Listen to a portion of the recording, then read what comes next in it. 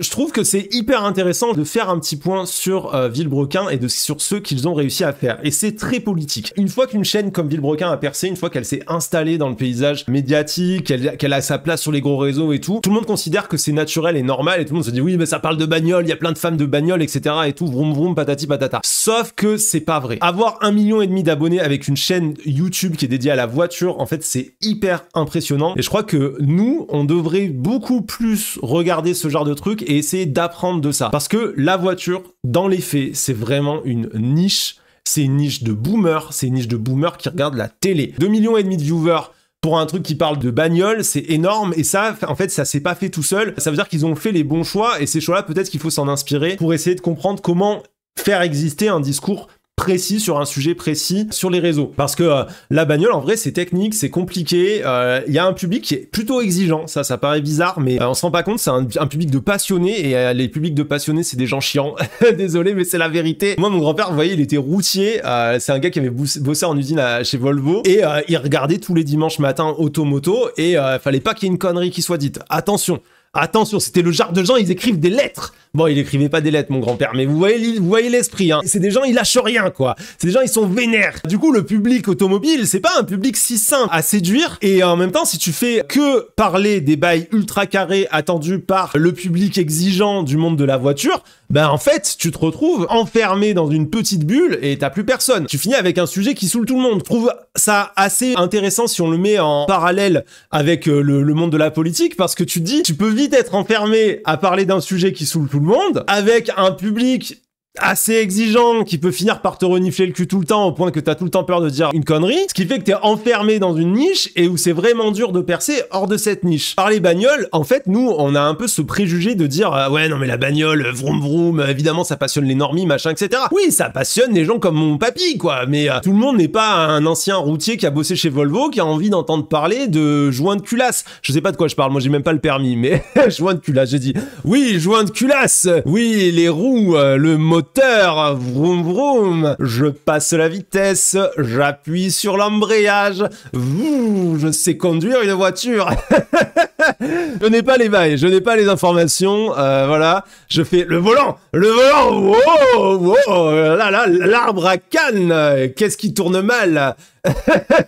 On n'est pas toutes et tous des spécialistes de l'automobile et du coup ça nous fait quand même un peu chier, voilà. Donc pour arriver à presque 2 millions d'abonnés, ça veut dire que t'as fait un boulot quelque part de vulgarisation et de mise en avant du truc qui te passionne, qui a marché. Et du coup, ce que je me suis demandé, et c'est de ça que j'avais envie de parler au début, c'est pourquoi Villebrequin ça a fonctionné plus que d'autres. Qu'est-ce qu'on peut retirer et apprendre de ça quand on fait un contenu qui parle pas de bagnole évidemment, mais qui parle peut-être d'un sujet de niche, qui passionne pas tout le monde et qui peut être galère à présenter au public. Au hasard, la politique, par exemple, puisque moi, c'est mon cas. Moi, ce qui m'intéresse, c'est les questions politiques. Je me suis rendu compte que la réponse, elle est toute simple. C'est que avant de faire de la vulgarisation automobile sur des sujets mécaniques, incompréhensibles et trop complexes, en fait, ils ont choisi de faire du divertissement en premier. La bagnole, on s'en fout, mais la bagnole avec des ailes, ça nous plaît. Et du coup, finalement, la bagnole, ça nous plaît. Et c'est là où c'est fort. C'est que ça permet aux gens d'entrer dans un monde, le monde de la voiture, de l'automobile, etc., avec une porte d'entrée accessible, simple et plaisante. On a quelqu'un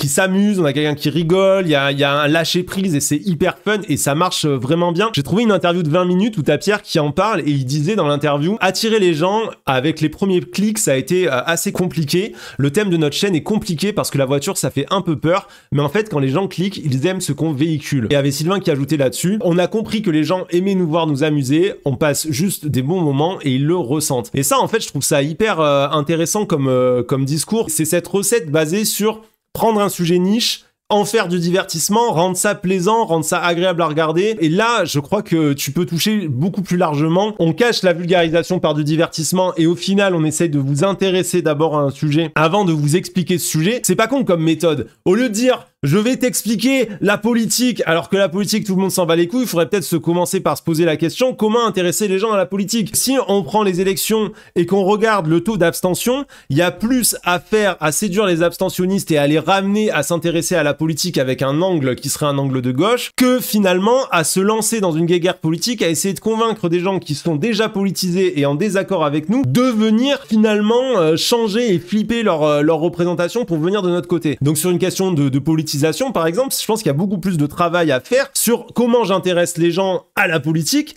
que sur comment je les convainc de mes idées politiques. Surtout que, pardon de le dire, et je vais le dire un peu vulgairement parce que c'est une réalité, mais si t'es la première personne à politiser quelqu'un, il y a de fortes chances que tu l'embarques avec tes croyances à toi et tes représentations à toi. Donc désolé si ça fait un peu gourou, mais il y a une réalité, quoi. C'est que si on s'intéressait plus à la politisation et à aller chercher les gens qui sont pas politisés, on les ramènerait aussi plus naturellement vers nous. Et c'est ce qu'a malheureusement trop bien fait l'extrême droite pendant un moment. Des mecs comme le Raptor, je pense que leur grande force c'était pas leur argumentaire. Il suffit de voir le mec parler, c'est pathétique. Vraiment, c'est la tristesse en termes d'argumentaire. C'est pauvre en humour, tout est pauvre. Mais par contre, comme il a politisé des gens qui ne l'étaient pas et qu'il était le premier à parler et qui parlait le plus fort, il les a chopés, il les a ramenés. Il y a, je pense, un vrai sujet sur la question de comment on fabrique de l'intérêt sur des sujets qui sont normalement pas intéressants. Et l'exemple de Top Gear qui a été cité, je le trouve super bon. C'est une émission britannique de bagnole. C'est Automoto. À la base, un magazine de test ultra chiant que regardent les darons avant de préparer le barbecue du dimanche. Vous avez pas envie de regarder, j'ai pas envie de regarder.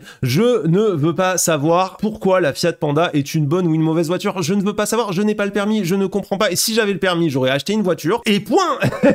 J'y penserai plus. Le premier Top Gear, la première version, c'est le truc relou. Et le truc, c'est qu'en 2002, la chaîne anglaise qui s'occupe de Top Gear et qui a le Top Gear dans ses programmes, ils ont une idée. Ils ont vraiment tenté un truc incroyable. En gros, ils décident de confier l'émission à un gars qui s'appelle Jeremy Clarkson, qui est un journaliste qui présente un talk show où il s'engueule avec des célébrités, qui est un mec vraiment avec un ton, c'est plutôt de droite, moi je trouve, mais qui a un ton à sa manière plutôt moqueur. Ils vont lui donner carte blanche à lui. Il y a deux autres gars, donc James May et Richard Hammond. Ensemble, ils vont décider de réinventer totalement le concept de l'émission de voiture et ça va fonctionner. Mais quand je vous dis que ça va fonctionner, je vais vous donner des chiffres un peu parce que je veux que vous réalisiez du potentiel. Ils ont créé l'émission de télévision la plus regardée au monde. C'est tout simplement encore à ce jour l'émission qui a eu le pic d'audience le plus important de l'histoire de la télévision et qui ne sera plus jamais battu. Le record est homologué par le Guinness Book des records avec un pic d'audience enregistré à 350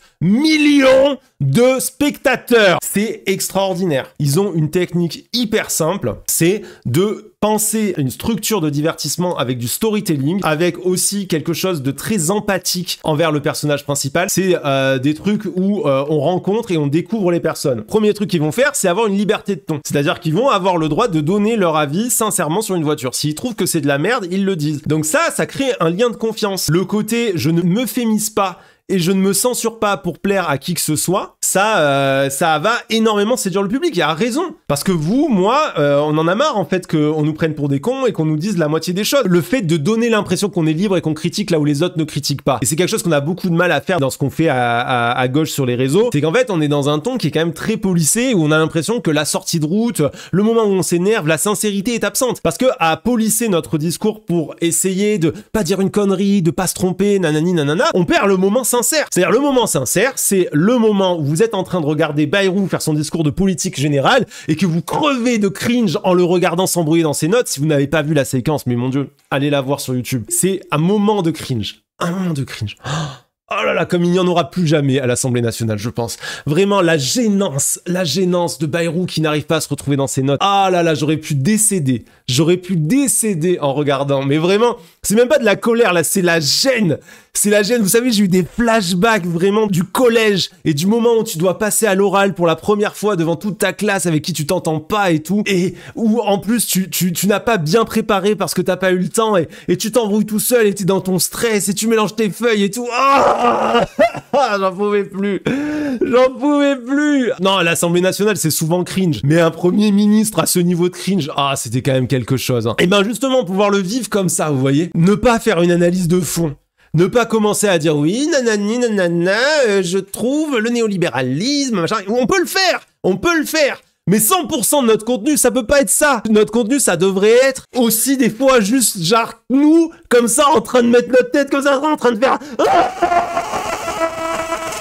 comme ça parce qu'on est en train de regarder François Bayrou et que c'est insoutenable. C'est insoutenable. On peut pas toujours être dans un espèce de truc où on est dans l'explication policée, nanani nanana. En fait, il faut pas faire que du shitpost, il faut pas faire que de l'humour, il faut pas faire, mais il faut plus de légèreté, plus de détente. Ce qui est triste, je trouve, c'est que les émissions qui font le plus de buzz avec un ton subversif, ce sont des émissions bien trop à droite. J'ai pas encore vu d'exemple d'une émission qui a cartonné avec une petite idéologie de gauche. Mais tu vois, le mot subversif, faut-il que ce soit subversif? Et en fait, je pense que divertissant et sincère, ça veut pas forcément être subversif. Ça peut être, en fait, aussi simplement, on est dans notre sincérité. Ta sincérité, elle a pas forcément à être extrême.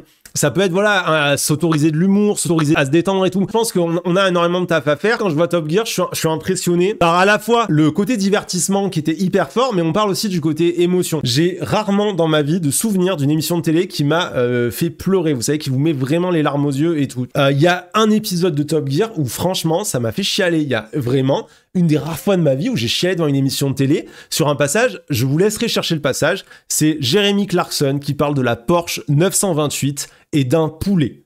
Voilà. Allez trouver le passage où Jeremy Clarkson parle de la Porsche 928 et d'un poulet. Moi, ça m'a foutu les larmes aux yeux. Je pense, la gauche, on doit vraiment apprendre de ça. Les gens qui ne sont pas dans les bails militants sur Internet, quand tu découvres la gauche d'Internet, donc t'as des gens qui t'engueulent, t'as des gens qui te parlent comme ça de haut, qui ont des grands discours sur la pauvreté, les prolétaires, je sais pas quoi, machin, et qui te parlent avec les mots de la bourgeoisie, tu vois, qui te parlent avec des mots de riches. C'est là, tu te dis, mais j'ai pas ma place là-dedans, voire tu te sens humilié. Tu te sens humilié de ta méconnaissance, de ne pas en savoir autant t'as l'impression que, en fait, la seule manière de te politiser, c'est pas viens rejoins la lutte et on y va ensemble, c'est d'abord excuse-toi d'exister, tu vois. Tu dis ah ouais non mais pardon d'être moi et tout quoi. Ça amène les gens à se censurer, c'est terrible. Comment on fait pour sortir de cette performance? Et d'ailleurs cette performance vous y êtes aussi. Désolé, je vous mets une petite sauce à vous aussi. Mais par exemple, on devait faire la playlist Barricade aujourd'hui. Du coup, je vous dis aux gens envoyez-moi vos musiques. Et les gens vous m'envoyez des trucs. Mais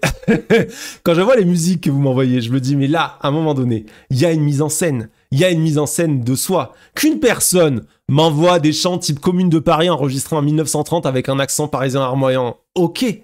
Mais quand j'ai des dizaines et des dizaines de personnes qui m'envoient ce genre de musique, je me dis là, il y a peut-être un petit souci. C'est peut-être un peu une mise en scène collective. Parce que moi, j'ai rien contre le fait que ces chansons existent. Vous voyez, les chansons qui feraient genre « La Commune de Paris, ils sont morts tristement ». Il y avait du sang par terre et on les a assassinés. Et toi, t'es là genre, ouais, waouh, j'ai envie d'écouter ça, wow, sur la barricade, allez. Moi, quand je vous ai dit, on fait la playlist barricade, je me disais, ah, vous allez m'envoyer vos meilleurs gros sons, voilà, gros sons techno, vos meilleurs morceaux de rap, de métal, trucs comme ça, vas-y, bam, le truc qui, tu l'écoutes et tout, on s'en fout d'un peu des paroles tant que ça dit pas une horreur, vous voyez, tu l'écoutes, t'es là, t'es à fond, tu vois. J'ai eu un truc, ça faisait prouveur, quelqu'un dit ça faisait genre, regarde comme je suis de gauche, moi, ah oui, moi, ce que je préfère, ah ouais, c'est le chant des partisans, chanter dans une cave avec un micro cassé, non, je veux bien que vous aimiez un peu ces chansons, que vous les écoutiez une fois de temps en temps dans vos vies, mais me dites pas que c'est ça que vous écoutez pour vous motiver. Ce que j'espérais, c'est un peu que vous soyez en mode venez, on s'envoie nos trucs goofy, quoi, vous voyez, les trucs qu'on écoute des fois qui passent à la radio. Mais oui, pourquoi pas, on a le droit d'aimer. Et j'ai pas ça, parce que ça fait pas assez gauche.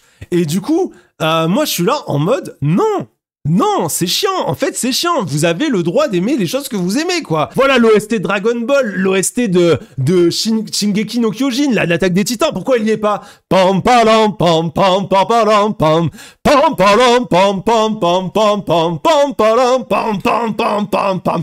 Là, mais vous y êtes là sur la barricade. Vous êtes en train de courir comme ça. Tan tan tan tan tan tan tan tan tan tan. Pam pam pam pam pam pam. Mais en face il y a des CRS. Ça explose. Blam blam. Pam pam pam pam pam. Bon, j'arrive pas à le chanter. Et là, on est à fond, quoi. Vous voyez, vous êtes trop contents. L'imitation est trop parfaite. On va prendre un strike. C'est presque l'anime, là. Je sais bien que vous êtes plus à regarder l'attaque des Titans qu'à écouter de la musique de la Commune. Excusez-moi. C'est la vérité. Et donc là, moi, je me dis, mais pourquoi on est dans ces performances-là? Mais pour la même raison que quand vous m'écrivez sur Insta en DM, Au lieu d'avoir des gens qui sont là en mode ah ouais, c'est cool ce qu'on fait, on s'envoie de la force machin, j'ai des gens qui s'excusent. J'en ai marre de vous voir vous excuser d'exister comme ça. Vous êtes légitime. Vous avez pas besoin d'avoir un doctorat pour avoir le droit d'être de gauche. Moi, j'ai des gens qui arrivent en me disant bon, excuse-moi, je m'intéresse à ce que tu fais et tout machin, mais j'ai pas de culture. Et là, moi, je suis là, mais comment c'est possible que quelqu'un m'écrive ça? Et ça veut dire que c'est pas la personne le problème. Le problème, c'est la gauche. Le problème, c'est qu'on a une gauche aujourd'hui qui est tellement bourgeoise que c'en est une humiliation pour tous les gens qui nous rejoignent. Et que donc les gens, ils arrivent comme ça en étant en mode pardon de nous excuser, mais oui, excusez-vous de vous excuser, c'était insupportable. Mais en vrai, moi, ça me rend hyper triste. Les gens qui me disent bon, excuse-moi, j'ai pas lu beaucoup d'essais ou de livres politiques, je regarde pas trop des docus, mais ça m'intéresse ce que tu dis, mais je regarde plutôt des trucs sur TikTok, Instagram et tout. Mais tu es légitime. Tu es aussi légitime que les gens qui regardent Arte, que les gens qui lisent des essais, ça marche. Comment est-ce qu'on en est arrivé à ce que autant de gens de gauche, qui en plus du coup là on parle de gens qui sont motivés, parce qu'après quand je parle avec ces gens là, je me rends compte que ces gens ils sont ultra déter, que des fois ils bossent en asso depuis des années, qu'ils font plein de trucs hyper stylés et tout, et que ces gens ils soient en mode ah non mais moi je suis pas légitime à parler de gauche machin et tout, et ils pensent qu'ils sont des mauvais militants. Mais là moi je suis choqué. Et pour revenir à Villebrequin, la taille du tunnel, on a fait le tour de la terre là, on revient bam, pour revenir à Villebrequin, on est sur ça, bien entendu qu'on parle de Villebrequin, vous n'avez pas oublié là, l'image est ici. Donc Villebrequin. Mais le point où je voulais en venir, voilà, vous avez fait 3 fois le tour de la terre, on est ressorti, boum, c'est qu'à un moment donné, si ces gens arrivent à faire des trucs intéressants avec des bagnoles et à conquérir le public, ça veut dire que nous, on peut faire la même chose, on doit réinventer ce qu'on fait sur les réseaux, et ce n'est pas qu'une histoire de séduction, ce n'est pas qu'histoire de plaire au maximum de gens, c'est histoire aussi de décomplexer la gauche, quoi. Il faut qu'on sorte, à un moment donné, de cette performance bourgeoise et qu'on existe autrement.